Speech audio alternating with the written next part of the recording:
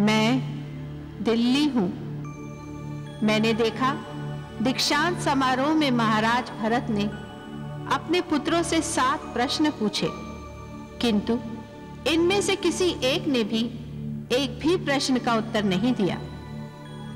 मैंने ये भी देखा कि एक किसान की गाड़ी कीचड़ में फंस गई। वो सहायता के लिए चिल्ला रहा था। उसी रास्ते से राजकुमार गुजरे, किंतु उनमें से किसी ने भी किसान की सहायता नहीं की। मैं आश्चर्यचकित हुई ये देखकर कि वो किसान स्वयं महाराज भरत थे। वे तो परीक्षा ले रहे थे अपने पुत्रों की। यहां भी उन्हें निराशा ही मिली। तब वो गए वन आश्रम में अपनी माता के पास। वहां उन्होंने अपना उत्तराधिकारी घोषित करने की बात की। माता ने कहा कि उनका उत्तराधिकारी तो उनका ज्येष्ठ पुत्र ही होना चाहिए, और मैं इस चिंता में थी कि महाराज भरत का उत्तराधिकारी उनका ज्येष्ठ पुत्र होगा कि श्रेष्ठ पुत्र।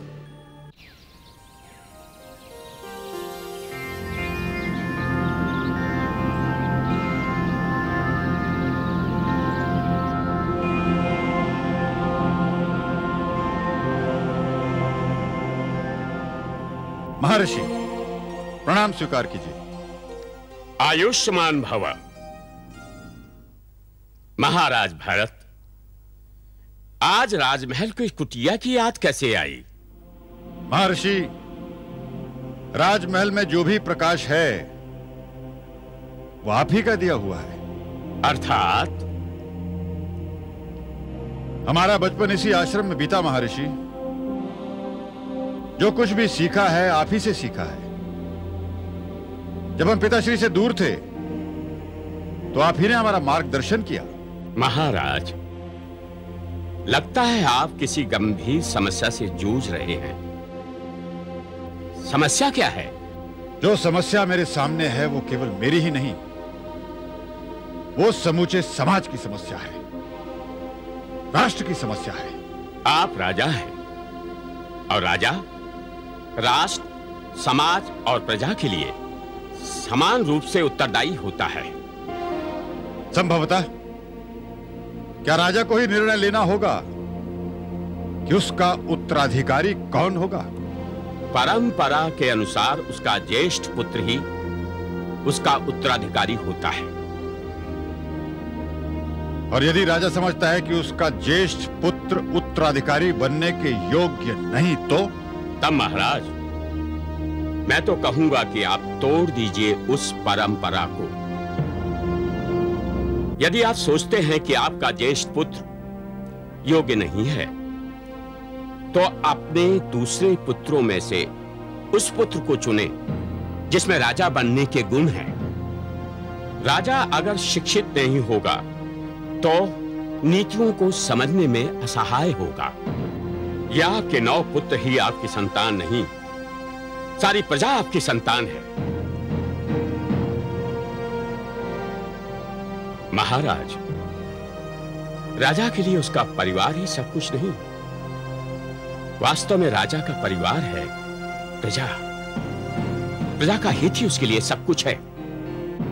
महाराज, यदि किसी दुर्बल और अयोग्य व्यक्ति को राज सिंहासन पर बैठा दिया जाए तो राष्ट्र का भविष्य संकट में पड़ जाता है, और किसी को भी अपने राष्ट्र के भविष्य के साथ खिलवाड़ करने का अधिकार नहीं। यदि किसी ने ऐसा किया, भविष्य उसे कभी क्षमा नहीं करेगा।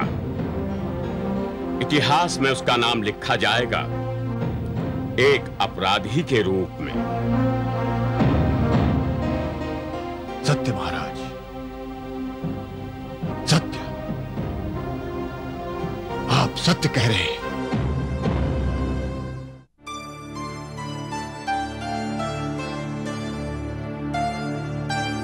प्रणाम गुरुवर।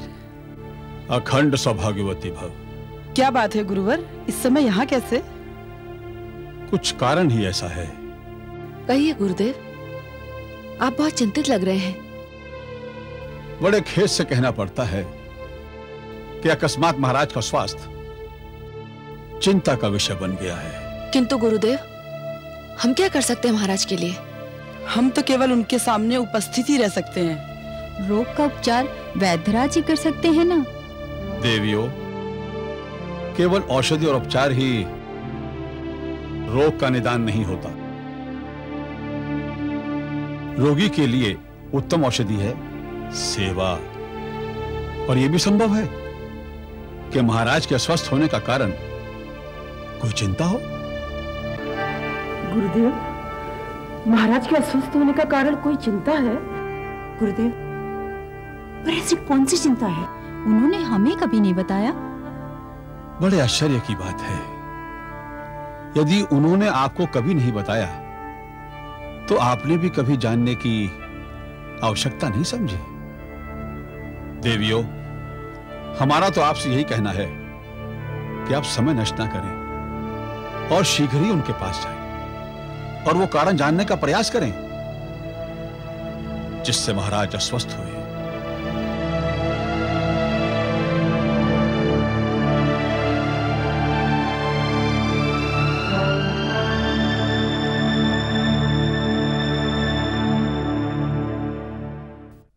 प्रणाम गुरुवर। आयुष्मान भव। आपके खेल में बाधा डालने का गंभीर कारण है। गुरुवर, ऐसा क्या गंभीर कारण है? महाराज अस्वस्थ हैं और इस बात से सारा राजमहल अति चिंतित है। पर महाराज को हुआ क्या है? ये तो स्वयं राजवैद्य ही बताएंगे, परंतु इस समय आप सबका वहां होना अति आवश्यक है। राजवैद्य तो आ गए होंगे ना गुरुवर? राजवैद्य तो वहां अवश्य ही पहुंच गए होंगे, किंतु इस समय आपका वहां जाना अत्यंत आवश्यक है। हर माता पिता अपनी संतान को दर्पण समझते हैं, उसमें अपनी छवि देखते हैं और अपने भविष्य को देखते हैं। वैसे भी संतान माता पिता का अभिन्न अंग कहलाती है। अकेलेपन में रोग का आभास हर प्राणी को अधिक होने लगता है। जब आप अपने पिता के सामने होंगे तो उनकी मानसिक चिंता दूर हो जाएगी। उन्हें ऐसा मनोबल मिलेगा, ऐसी शक्ति मिलेगी जो कोई वैद्य या कोई औषधि भी नहीं दे सकती।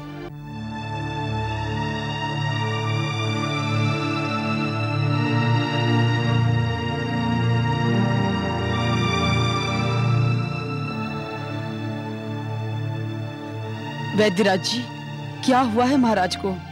महाराज को क्या हो गया है ये बताना बहुत कठिन है।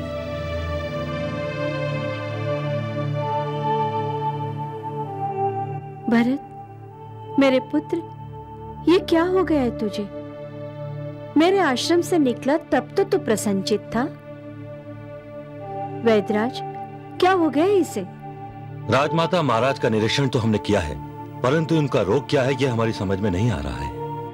पुत्र, तू तो कभी अस्वस्थ नहीं होता, आज अचानक क्या हो गया तुझे? माते, मेरा रोग शारीरिक नहीं, मानसिक है। मानसिक? इसका कोई तो कारण होगा पुत्र। कारण है माते, और कारण गंभीर है। गंभीर? ऐसा क्या कारण है? माते, कारण है श्राप। श्राप? हाँ माते, हम आश्रम से लौट रहे थे, हमारा एक ऋषि से विवाद हो गया।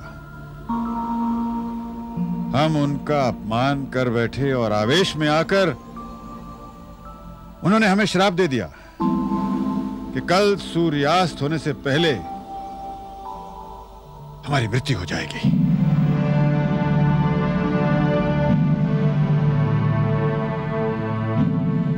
क्या तूने उनसे अपनी भूल की क्षमा नहीं मांगी? क्षमा तो हमने उनसे मांगी थी माते, फिर भी उन्होंने अपना श्राप वापस नहीं लिया।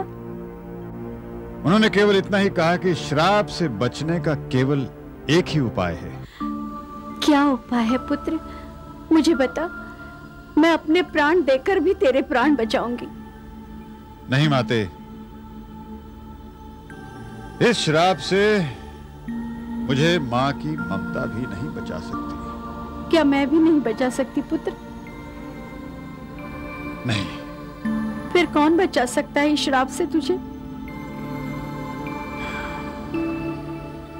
यदि कोई नवयुवक अपने ही हाथों से अपनी गर्दन काटकर अपना रक्त प्रदान करेगा तो हम इस श्राप से मुक्त हो सकते हैं। किंतु वो कौन सा नवयुवक होगा जो हमारे लिए अपने प्राणों की बलि देगा? प्रमोद, आगे बढ़ पुत्र और दे दे अपने प्राणों की बलि। माताश्री, मैं? हाँ, इससे अच्छा अवसर और तुझे कहां मिलेगा? माते, किंतु मुझे तो अभी महाराज का उत्तराधिकारी बनना है। पिता से बढ़कर इस संसार में कोई नहीं है पुत्र। नहीं माते, यदि मुझसे मेरे प्राणों को छोड़कर कुछ और वस्तु मांगी गई होती तो मैं तनिक भी संकोच नहीं करता, किंतु मैं अपने प्राण नहीं दे सकता।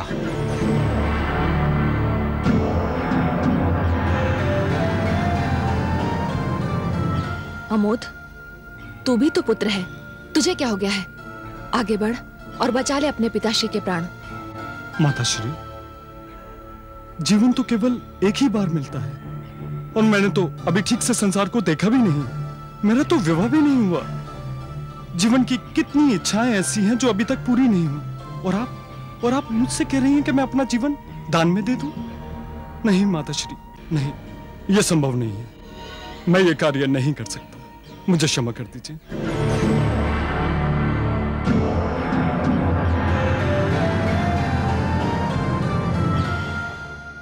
विनोद, तू तो बड़ा आज्ञाकारी पुत्र है। उठाओ पुत्र तलवार और दे दो अपना रक्त। माता, लगता है सब लोग पागल हो गए हैं। नवयुवक पुत्रों के प्राण मांगकर वृद्ध पिता के प्राण बचाने का प्रयास किया जा रहा है। इन्होंने तो संसार देख लिया है, पर अभी हमने क्या देखा है? यदि इन्हें अपने प्राणों से इतना ही प्यार है तो मुझे भी अपने प्राण बहुत प्रिय हैं। प्राण देना कोई हास्य का कार्य नहीं है माता। मैं नहीं दूंगा अपने प्राण।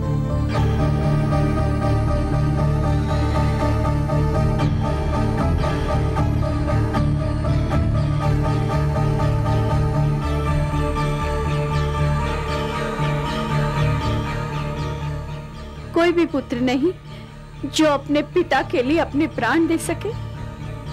तुम्हें से कोई ऐसा नहीं जिसे देखकर ये कहा जा सके कि ये है भरत का पुत्र। तुम्हें भी तो पाला है तुम्हारे माता पिता ने अपना रक्त दे देकर। आज मरते हुए पिता को देखकर कोई आगे नहीं आ रहा है। उत्तम पुत्र, तू आ गया। नहीं दादीश्री। सुमन, बचा ले अपने पिताश्री को। क्षमा कीजिए दादीश्री, मैं अपने प्राणों का त्याग नहीं कर सकता।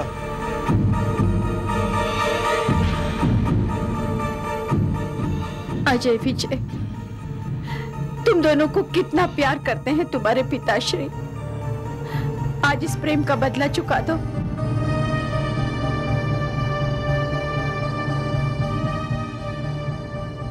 हमें क्षमा करें दादीश्री। तुम दोनों क्यों रुके हो? चले जाओ यहाँ से। क्या यही है तुम्हारा प्रेम? यही है तुम्हारे संस्कार? यही है तुम्हारा कर्तव्य? यही है तुम्हारे पालन पोषण का परिणाम? अपने पिता को मृत्यु के मुंह में छोड़कर जा रहे हो आप लोग? ऐसे होते हैं पुत्र, ऐसे होती है संतान। अरे ऐसी संतान होने से तो निसंतान होना अच्छा है।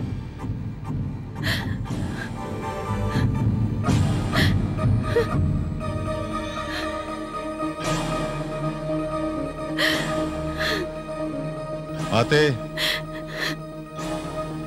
अब हम इस श्राप से नहीं बच सकते। ऐसा मत कहो पुत्र। माते, जब अपना रक्त ही अपना न रहा तो कौन देगा हमें अपना रक्त? पर अब मेरे पुत्र, मैं क्या करूं? कहां से ढूंढ कर लाऊं उस नवयुवक को जो तुझे अपना रक्त देकर तेरे प्राण बचा ले? मैं दूंगा अपना रक्त।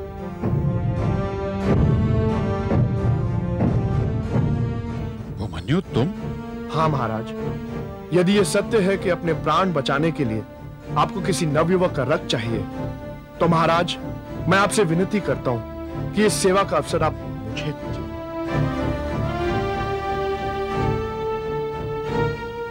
तुम मुझे दोगे अपना रक्त अभिमन्यु?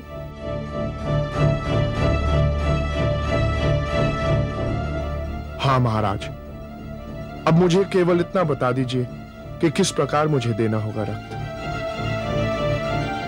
जब हमारे अपने पुत्र हमें अपना रक्त नहीं देना चाहते, तो तुम क्यों देना चाहते हो अपने प्राणों की आहुति?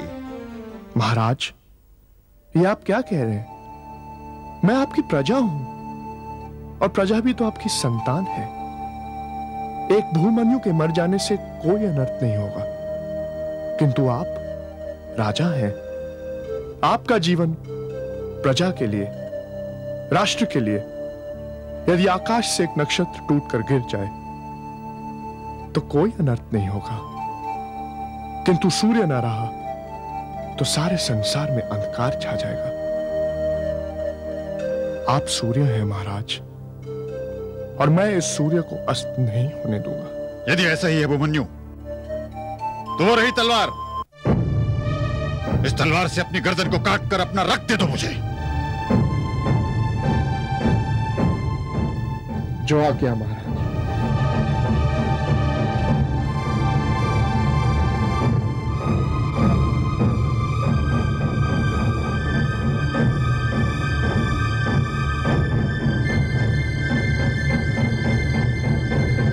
नहीं, नहीं अभिमन्यु। महाराज, आपने मुझे क्यों रोक दिया? हम इस तलवार को तुम्हारे रक्तपान की अनुमति नहीं दे सकते। किंतु महाराज, मेरा संकल्प, मेरा कर्तव्य अधूरा रह जाएगा। नहीं अभिमन्यु, तुम्हारा कर्तव्य अधूरा नहीं रह जाएगा, बल्कि तुमने अपने कर्तव्य पालन की सीमाओं को पार करके एक नया उदाहरण स्थापित किया है। किंतु महाराज, वो श्राप, आपके प्राण। अभिमन्यु, ऋषि ने कहा था कि यदि कोई नवयुवक तलवार लेकर अपनी गर्दन काटने को तैयार हो जाता है, तो हमारे जीवन की अवधि 1 सप्ताह से बढ़ जाएगी। हम 1 सप्ताह और जीवित रह सकेंगे और अपने जीवन का आवश्यक निर्णय ले सकेंगे। अभिमन्यु, तुमने सिद्ध कर दिया कि संबंध केवल रक्त के नहीं, भावनाओं के होते हैं। तुमने यह भी सिद्ध कर दिया कि राजा और प्रजा के संबंध पिता पुत्र के होते हैं। तुमने ठीक कहा पुत्र, और आज इस नवयुवक ने इस संबंध पर अपने अपार प्रेम और श्रद्धा की मोहर लगा दी। प्रणाम। यशस्वी भव। सावधान, चंद्रकुल भूषण, न्याय प्रिय, सर्वदमन महाराज भरत पधार रहे हैं।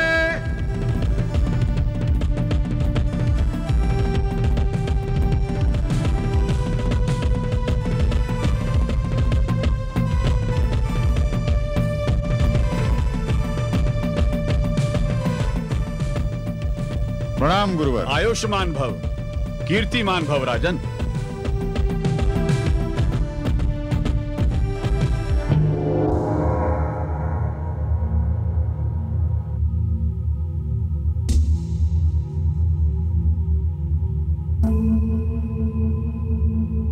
हर मनुष्य के जीवन में वो दिन आता है जब वो अपने उत्तरदायित्व का बोझ अपने उत्तराधिकारी के कंधों पर डाल देना चाहता है।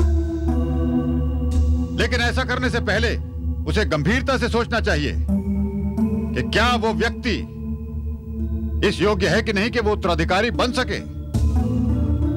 क्या वो प्रजा के हित को अपना हित समझेगा? क्या प्रजा उसके राज्य में सुखी रहेगी? अगर उसमें वो गुण हैं, तो वो उत्तराधिकारी बनने के योग्य है और वो राजा भाग्यशाली है जिसे एक योग्य उत्तराधिकारी मिल जाए। आज वो दिन आ गया है जिसकी सबको प्रतीक्षा थी। आज हमें अपना उत्तराधिकारी नियुक्त करना है। परंपरानुसार हमारा उत्तराधिकारी हमारा ज्येष्ठ पुत्र ही होना चाहिए। यह हमारी प्राचीन परंपरा है, हमारी प्रथा है। किंतु आज इस भरी सभा में हमें यह कहते हुए कोई संकोच नहीं होता कि हमारी दृष्टि में हमारा ज्येष्ठ पुत्र हमारा उत्तराधिकारी बनने के योग्य नहीं।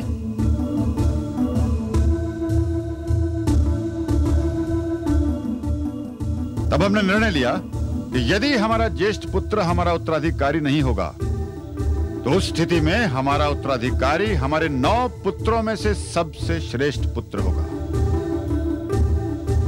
किंतु हमें खेद है कि हमारे 9 पुत्रों में से कोई भी पुत्र श्रेष्ठ नहीं। तब प्रश्न उठता है कि हमारे राज सिंहासन का उत्तराधिकारी कौन होगा? हमारा अंगरक्षक भूमन्यु होगा।